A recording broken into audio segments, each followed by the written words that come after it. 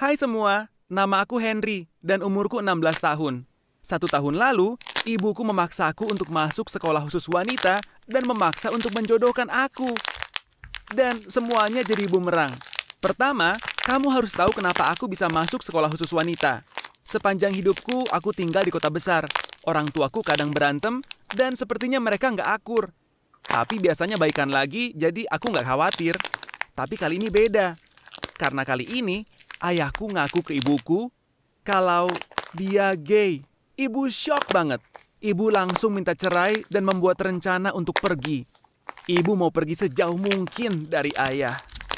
Itu tragis banget. Maksudku, aku masih sayang ayahku. Aku mau bertemu dia. Aku mau ngobrol sama dia. Beberapa minggu kemudian, ibu dapat kerjaan dengan gaji yang besar di tengah antah berantah. Dan kami pindah.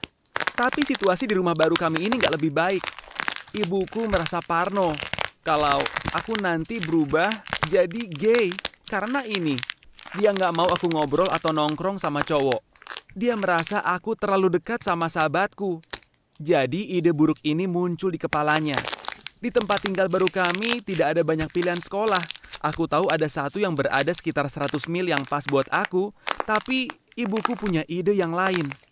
Dia meyakinkan sekolah asrama khusus wanita untuk membiarkan aku masuk kelas. Aku satu-satunya cowok di sana. Aku gugup banget.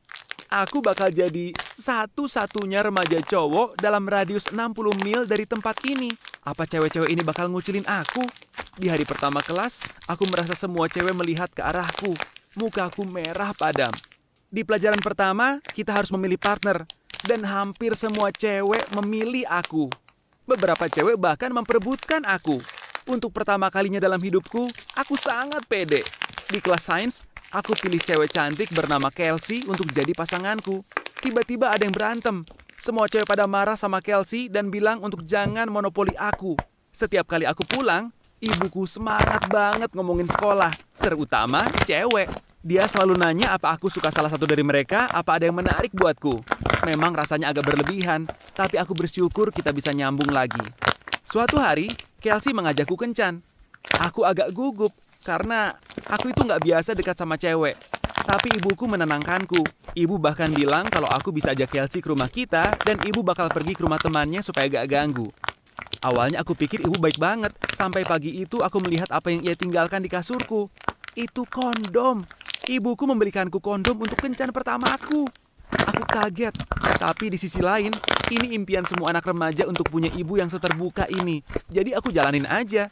Awalnya aku merasa ini aneh dan gak nyaman. Tapi rasanya luar biasa. Ibuku bahkan membuatkan kami sarapan di paginya. Tapi ini bukan akhir dari ceritanya. Saat semua cewek di sekolah tahu tentang ini, mereka mulai menanyakanku apa aku mau mereka datang. Mereka saling tahu tentang itu, tapi mereka nggak peduli. Atau setidaknya kelihatannya begitu. Tepat waktu aku udah di titik tertinggiku, aku mulai jatuh. Setelah tidur denganku, mereka mulai jadi cemburu dan memintaku untuk memilih. Setelah kelas matematika, aku dan cewek-cewekku keluar untuk ngobrol. Setelah dengar mereka teriak, aku pikir ini sudah cukup. Aku bilang kalau aku nggak tertarik untuk pacaran dengan mereka dan kita harus udahan. Aku pikir ini bakal menyudahi kegilaannya. Tapi besok sore, itu justru mimpi buruknya dimulai. Waktu aku lagi nonton TV di kamar, aku dengar suara dari luar rumah. Aku mengintip keluar jendela dan lihat 6 pria datang. Mereka semua marah dan berisik. Kelihatannya mereka datang untuk membakar rumah kami. Ibuku membuka pintu dan mereka langsung masuk ke dalam ruang tamu, marah-marah dan mencariku. Itulah saatnya aku sadar kalau mereka adalah bapak dari cewek-cewek yang aku pacari. Aku dengar kata membuahi dan aku tahu aku dalam masalah. Ibuku menenangkan mereka dan berusaha melindungiku, bilang kalau itu normal untuk anak seumuranku untuk penasaran dengan hal ini. Setelah marah, mereka semua setuju aku harus dikeluarkan dan mereka pergi. Tapi ada satu pria yang gak puas. Dia sudah tua, konservatif dan religius. Dia minta aku datang dan bilang kalau hal terbaik yang bisa aku lakukan adalah menikahi anaknya. Karena anaknya adalah hadiah terbaik dalam hidupnya. Aku pikir dia bercanda. Aku tertawa, tapi dia enggak. Dia bilang dengan persetujuan kedua orang tua kamu, kami bisa melakukannya. Dan yang paling gilanya, ibuku setuju. Aku pikir hal kayak gini nggak akan terjadi di abad ke-21.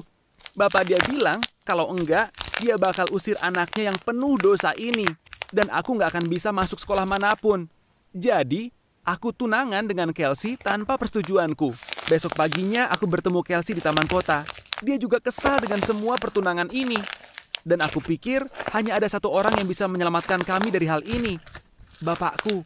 Kami menghubunginya dan dia bilang kami boleh tinggal dengannya kalau kami mau.